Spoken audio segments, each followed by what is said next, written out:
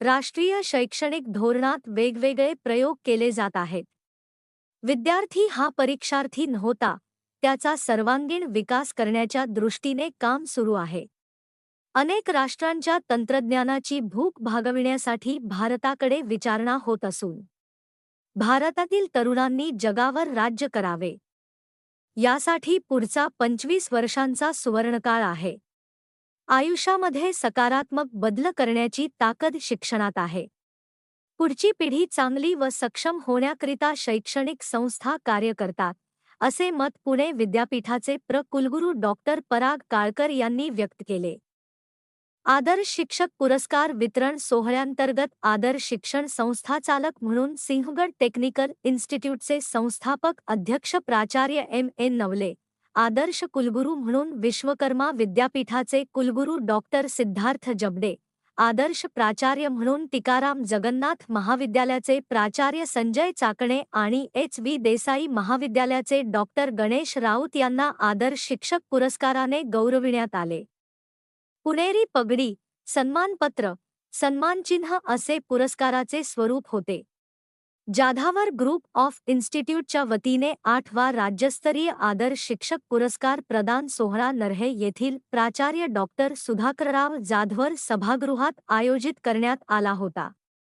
यावेळी कोहिनूर ग्रुपचे संस्थापक अध्यक्ष ज्येष्ठ उद्योजक कृष्णकुमार गोयल, अभिरुची मॉलचे सुनील भिडे, संस्थेचे अध्यक्ष प्राचार्य सुधाकर जाधवर, उपाध्यक्ष शार्दूल जाधवर, खजिनदार सुरेखा जाधवर यांसह अनेक मान्यवर उपस्थित होते.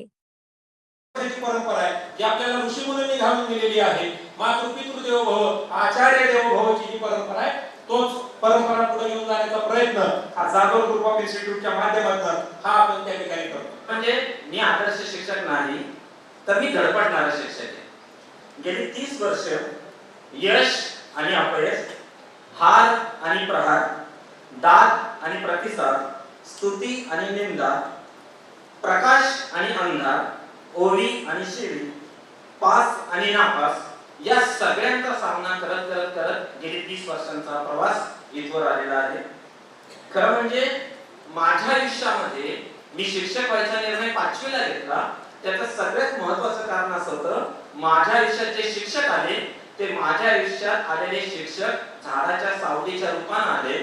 मी सुद्धा उन्हामध्ये वाटचाल करत होतो. जेव्हा जेव्हा मला असं वाटलं थांबावं, तेव्हा त्यांनी आश्रय दिला आणि त्यांनी एवढं सांगितलं, तुझा जन्म सावलीत थांबण्यासाठी झालेला नाही, तुझा जन्म चालण्यासाठी झालेला आहे. गेली 30 वर्ष इतिहासाच्या क्षेत्रामध्ये ही वाटचाल चालू आहे. मी काही आदर्श प्राचार्य नक्कीच नाही.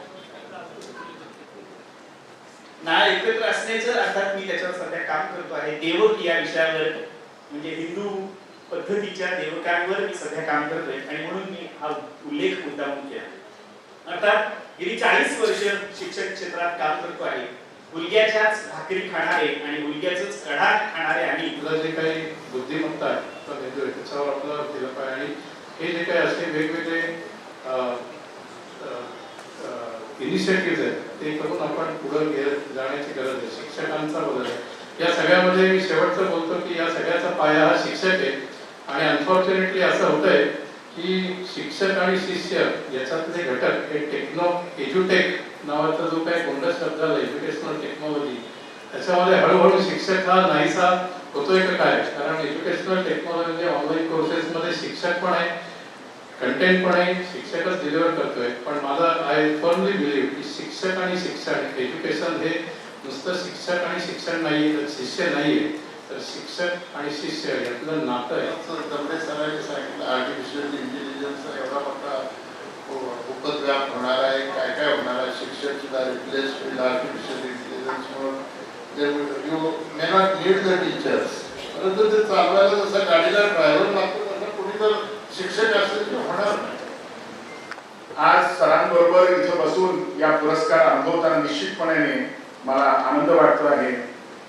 अभिरुचीचे बेडे सर, ॲडव्होकेट अंबुरे सर, आमची प्रत्यक्ष भेट नाही आहे, परंतु आमच्या विद्यापीठाच्या अनेक केसेस हायकोर्टामध्ये अनेक ठिकाणी ते चांगल्या रीतीने प्रेझेंट करत असतात. आपण खरं तर राष्ट्रीय शैक्षणिक धोरणामध्ये वेगवेगळे नवनवीन प्रयोग करतो आहोत. आणि विद्यार्थी फक्त परीक्षार्थी न होता त्याचं चतुरस्त्र विकास झाला पाहिजे, त्याचं बहुआयामी व्यक्तिमत्व घडलं पाहिजे, हा प्रयत्न सर्व संस्थांच्या माध्यमातून आपण सगळेजण करतो आहोत.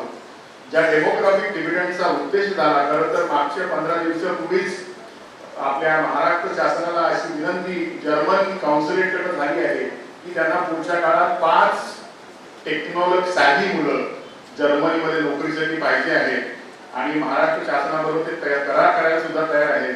तंत्रज्ञानाने युक्त असणारे 5 लाख विद्यार्थी आज जर्मनी सारख्या एका प्रगत राष्ट्राला पाहिजे.